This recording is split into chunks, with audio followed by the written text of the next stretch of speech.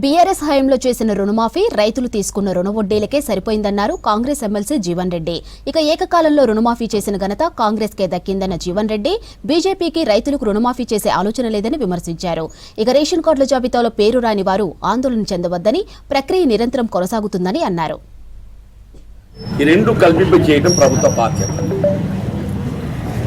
నేను ఎప్పుడు చెప్తుంటా, అంటే వాస్తవంగా ఈ వైద్య సదుపాయానికి సంబంధించి ప్రభుత్వ పరంగా మనం పొందేటువంటి ఒక అవకాశాలు ఏ మేరకు ఉంటాయో వాటిని మనం పొందే ప్రయత్నం చేస్తూ ప్రభుత్వ పరంగా ఏదైతే వైద్య సదుపాయాలు పొందలేమో అప్పుడు మనం విధి లేని పరిస్థితుల్లో ప్రైవేట్ ఆసుపత్రులను ఆశ్రయించడం సహజం.